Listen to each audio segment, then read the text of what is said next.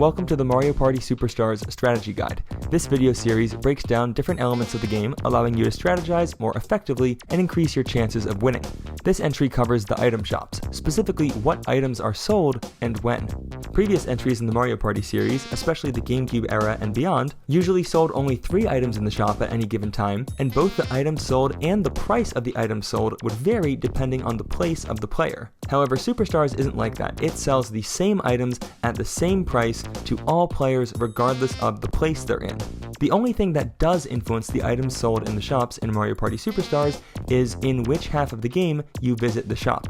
Specifically, the items that are sold in the shops change between the first half of the game and the second half of the game. For example, on the left, it's turn 7 of 30, so the items in the shop are going to be the first half items. And on the right, it's turn 6 of 10, which is the second half, so the items have changed to reflect the second half items. Here is a chart I made that shows which turns are considered half 1 and which turns are considered half 2. All of the even turn games like 10, 20, 30 have an exact equal amount of half 1 and half 2 turns. But because of the way the math works out for 15 and 25 turn games, in a 15 turn game, the first 7 turns are considered half 1, whereas the last 8 are half 2, and in a 25 turn game, the first 12 are considered half 1, where the last 13 are considered half 2. And you can always know what part of the game you're in because of the indicator on the far left side of the screen. Additionally, there's another indicator that Mario Party Superstars will give you to let the players know that you've reached the halfway point. The first time that any of the 4 characters reaches a shop after the halfway point has occurred, there will be some additional new dialogue from Toad at the shop saying something like, "Hey, we updated our inventory, come check it out." So without further ado, let's take a look at what the item shops sell in their first and second half of the game.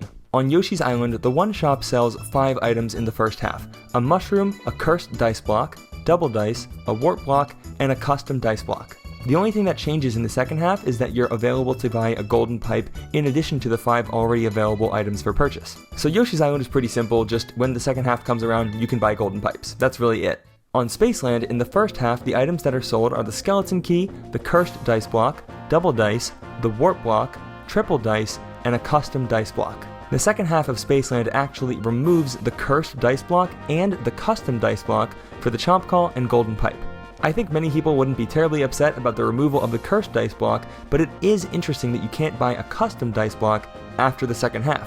This could make it harder to intentionally duel somebody that you want to duel, or maybe even intentionally land on a chance time if you're in far last place as the game is coming to a close. Also, this is unrelated, but how did the development team mess up the description of the skeleton key this badly? I'm not talking about the actual description being bad, but why did they squish and shrink the text so awkwardly when they could have just made it take up another line? The inner designer in me will never ever not be bothered by that. There's literally so much extra space and you're distorting the text, whatever. For Peach's birthday cake, the items sold in the first half are the mushroom, the cursed dice block, double dice, the warp block, and the custom dice block. And Peach's birthday cake is pretty similar to Yoshi's Tropical Island in that the only change that happens in half 2 is an item is added, except instead of Yoshi's Island adding the golden pipe, Peach's birthday cake adds triple dice. Peach's birthday cake is one of only 2 maps that doesn't add a golden pipe to the shop selection in the second half. The reason it happens for this level is probably because a golden pipe honestly would be pretty broken on this level. You would get to avoid all of the piranha plants where you could potentially lose the stars, or you could avoid seeing the Goomba and Bowser, which could save you anywhere from 20 to 30 coins. Woody Woods has 2 unique shops. There's the normal shop, which there are 2 on the map, and then there's the secret shop, which is in the bottom left of the map. First, we're going to start with the normal shop. In the first half, the normal shop at Woody Woods sells the skeleton key, the cursed dice block, double dice, the warp block, triple dice, and the custom dice block.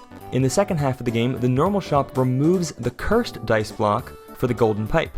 Now we move to the special shop on Woody Woods, which sells in the first half a mushroom, a chomp call, and a plunder chest. In the second half, all 3 of those are kept, but they also sell a hidden block card for 40 coins. 2 interesting notes about this special shop. 1, it is the only shop in the entire game that by the second half does not carry exactly 6 items. This one carries 4. And that kind of makes sense, right? They'd have to put even stronger and more unusual items in here, which maybe would give players too easy access to them. The other interesting thing here is that a chomp call in this shop, whether it's the first half or the second half, costs only 6 coins, but on Spaceland and Horrorland, the chomp call costs 7 coins. I think this was probably a mistake the team made because the mushroom is the same price as mushrooms everywhere else, but who knows. Last level, Horrorland. In the first half, Horrorland sells a skeleton key, a mushroom, a cursed dice block, double dice, and the chomp call. And in the second half, they remove the mushroom and the cursed dice block and add the triple dice, the warp block, and the custom dice block. Out of the entire game, Horrorland's shops change the most between the first and second half. They lose 2 items and add 3. Also, Horrorland is the second and last map that doesn't sell a golden pipe at any point in the game. And unlike Peach's birthday cake, which I think has a legitimate reason for not selling a golden pipe, I think this was more of an arbitrary decision the developers made so that they could say the map is quote-unquote harder.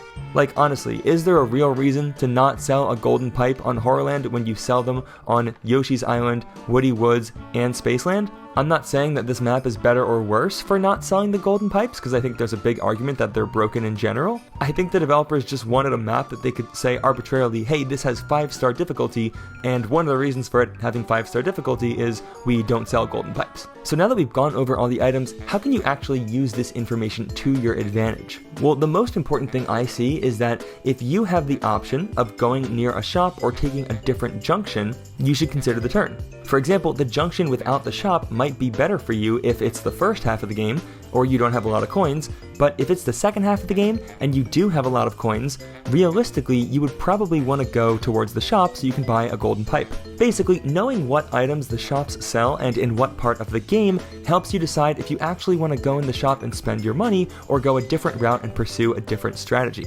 The last thing I'll mention is that I have put this information into a public Google Sheets document so you don't have to memorize it and you can check it whenever you want. This strategy guide document contains information for the halves in each game length, as well as the items sold in each half and my notes on that shop. And that is the guide on item shops and what they sell and when. If you want to see more of the Mario Party Superstars strategy guide, click subscribe and the bell so you'll know the next video is coming, and consider joining the Discord as well. Both links in the description. Thanks!